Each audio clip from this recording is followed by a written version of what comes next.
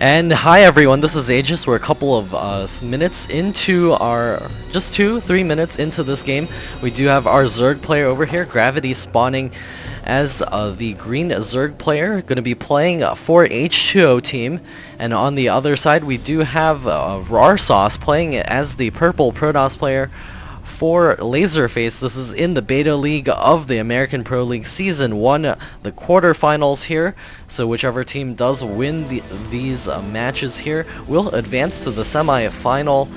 And we're a few minutes into here because we had some sound trouble. Had to delete the first few minutes of the game, but thought I wouldn't record it since this is going live. So we do have the metabolic boosts on the way for Gravity, a queen coming out. And this is actually the first game that they're playing, although this is game 3, and the hatch finally coming up on 25 food, so that's a or 21 food, very safe expansion there.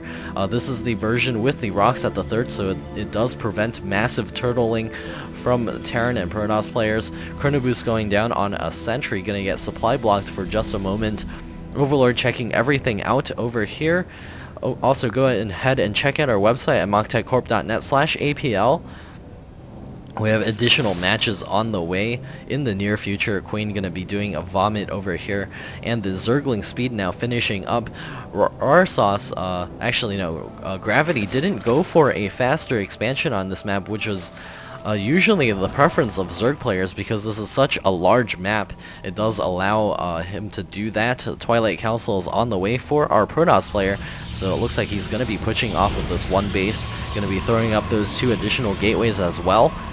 He's shown a sentry, so I wonder if our Zerg player has a clue of what's going on. He will note that there are less sentries here than there usually would be as of this point. Natural expansion now finished up for Gravity. A couple of drones now transferring over there. We should be seeing the Blink Stalker hit real soon. As soon as these gateways finish up, he's not actually chrono boosting it. Oh, looks like he's going for Templar Archives. So it's going to be early Archons. We'll see if he's able to do damage pushing early with a bunch of Archons. Of course, there are plenty of Zerglings out on the field, and those are quite vulnerable to Archons, especially with the splash damage and extra damage to bio. Looks like a Zergling is going to be trying to get in here, and oh no, it almost makes its way in. He's got to close this off a little bit better. Zerglings trying to make their way in there, and the Zerglings are making their way up the ramp. Nice force field there, but it does allow the sentry to get killed off, and there's now nothing protecting this area here. Gonna be nibbling away over here, and finally the thing finishes off, and the Zealots pop out, and almost the Zerglings gonna be popping in there again. The Zealots, oh no, the Zerglings make their way inside. They're gonna get a full scan off. They will see the Templar Archives. The probes getting pulled off the line as well. Ro8 here not controlling as well as he could at the front of his gate, allowing the Zerglings into his base. This is going to be delaying mining a lot. It also allows the Zerglings to see everything that is going on over here. The Zealots finally cleaning everything up, but the Zerglings are still running crazy in here. A Zealot now at the front finally guarding that, and the probes being forced off the line again to fight the Zerglings. What a horrible situation to be in.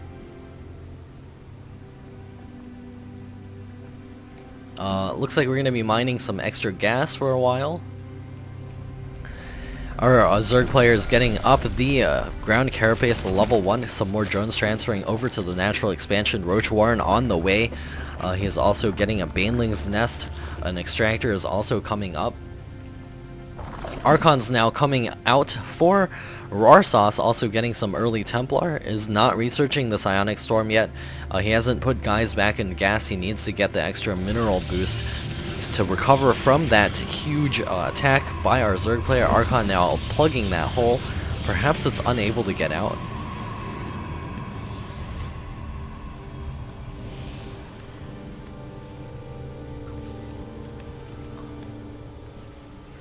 Zerg player now throwing up the third expansion, is about halfway complete. Roach is now on the way. Zerg player is ahead at 63 food to the 47 of Ro8. He even has these overlords ready to scoot in here to check for that third base real soon. He can even use the Zerglings to pick apart these rocks, open up another attack path in here. Maybe he could bust the third base if he so desires. I mean the second base.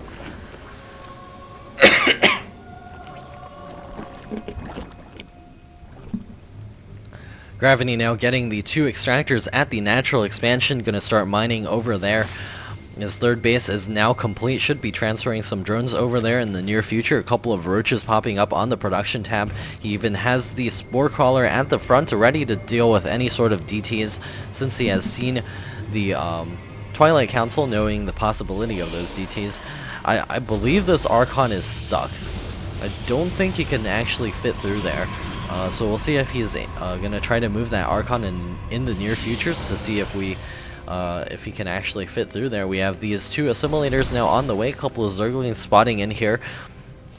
Forge researching the weapons +1, and Overlord spreading out to make sure there are no hidden bases. He could actually spread some Zerglings out across the map as well to take control of all of these Xel'Naga towers. This guy is just a little bit off. Roach is now advancing across the field, going to be seeing if they can tear down this front door. There's only a couple of Templar, and they do not have Storm. There's also just 1 Archon at the ready, and these Roaches are actually pretty good against Archons, especially because there are no Stalkers over here, mostly Templar and Zealots, also 1 Sentry.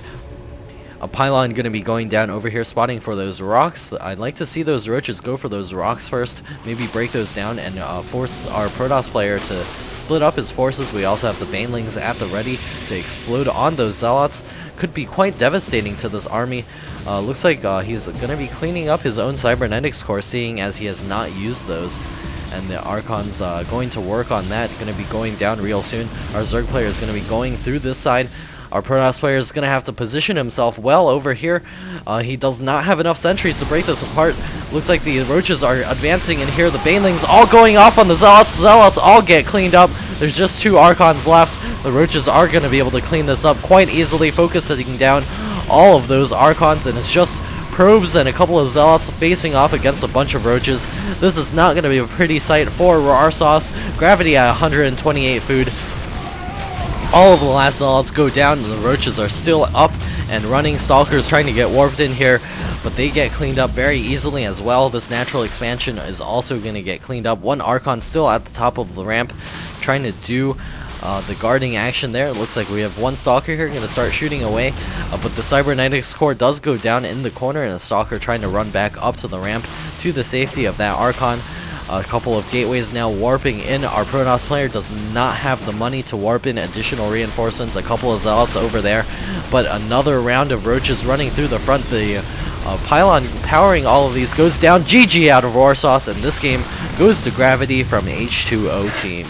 So it's 1-0 in favor of H2O.